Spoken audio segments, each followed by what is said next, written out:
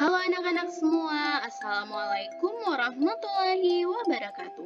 Kembali lagi dengan pembelajaran IPA bersama Bu Mulia. Pada pembelajaran kali ini, kita akan melanjutkan pembelajaran kita minggu kemarin yang mengenai litosfer.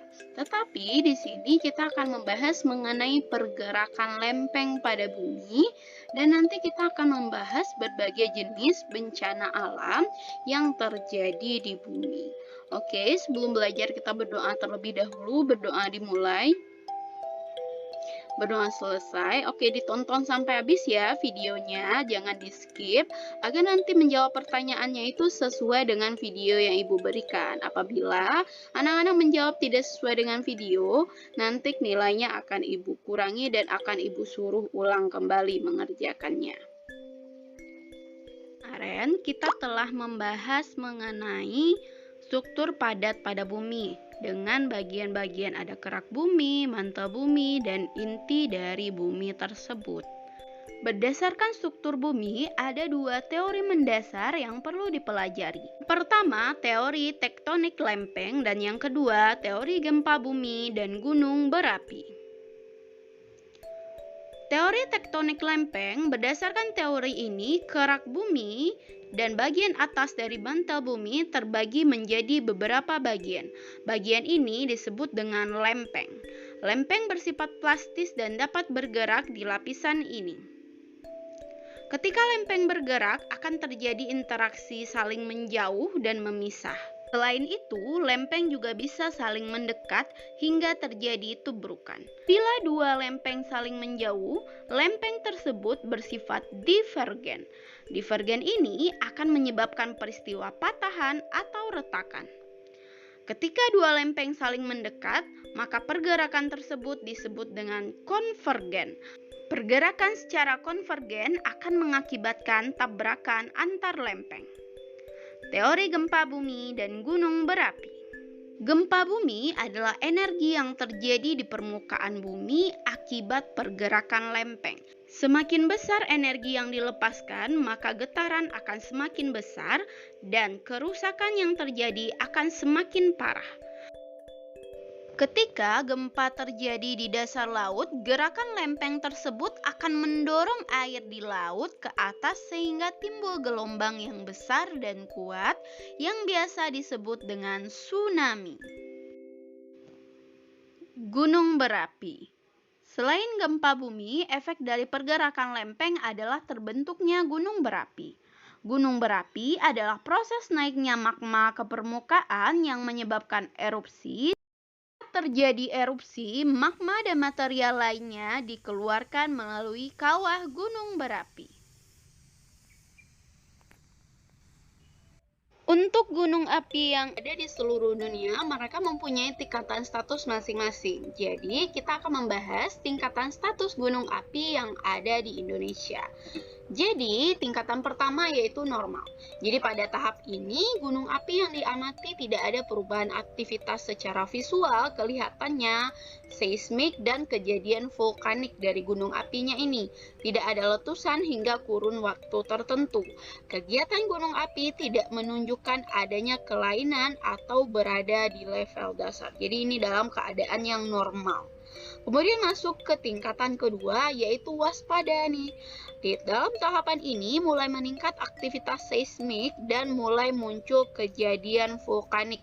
Seismik ini maksudnya ada getaran-getarannya. Dan vulkanik ini bagian dari gunung apinya ini. Kemudian mulai terlihat perubahan visual di sekitar kawahnya, mulai terjadi gangguan magmatik, tektonik, atau hidrotermal, tetapi diperkirakan tidak terjadi erupsi nih pada jangka waktu tertentu. Kalau untuk tahapan siaga yang ketiga masuk ke tahapan siaga sudah mulai nih ada peningkatan seismik dan didukung dengan pemantauan vulkanik nih. Terlihat jelas baik secara visual maupun perubahan aktivitas pada kawahnya ini. Dan erupsi besar mungkin terjadi dalam kurun waktu 2 pekan nih. Dan tahapan yang terakhir yaitu awas. Kalau dalam kondisi ini, paling memungkinkan terjadinya erupsi. Status awas merujuk letusan utama yang dilanjut dengan letusan awal, diikuti dengan semburan abu dan uap. Kemungkinan erupsi besar akan terjadi dalam 24 jam. Jadi ini kondisinya yang sangat-sangat normal. Kemudian ini lanjut ke waspada, tapi erupsinya masih lama ya dalam jangka waktu tertentu. Kalau yang siaga, ini kemungkinan erupsi akan terjadi dalam 2 pekan. Kalau yang awas, kemungkinan erupsi akan terjadi dalam 24 jam.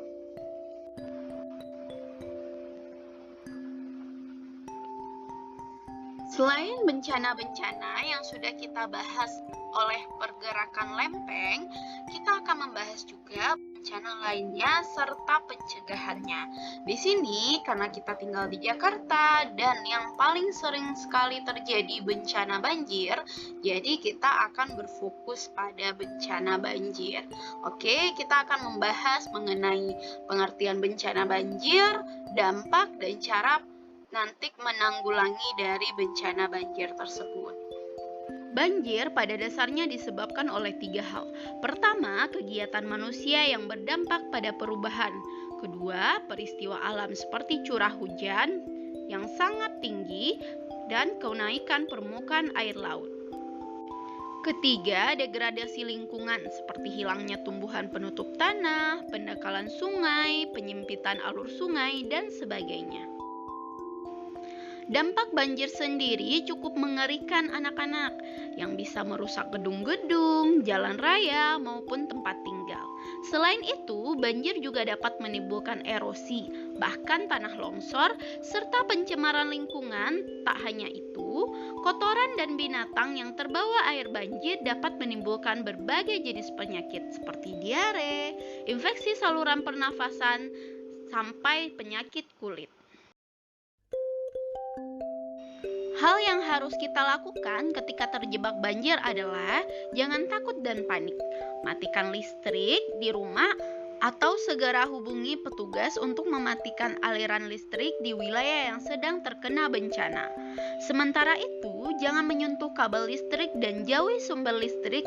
Pergilah ke daerah aman seperti daerah yang lebih tinggi atau posko banjir sedini mungkin saat genangan air masih memungkinkan untuk dilewati. Jika air masih terus meninggi, hubungi instansi yang terkait dengan penanggulangan bencana. Kita harus kenali juga bahaya saat banjir. Arus di saat banjir yang sangat kuat dan bisa menghanyutkan. Hindari benda-benda yang terbawa arus seperti potongan kayu, benda-benda lainnya agar tidak terbentur.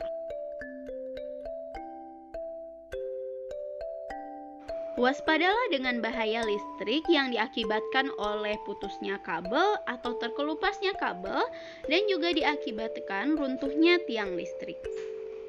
Saat banjir telah surut, jangan langsung gembira.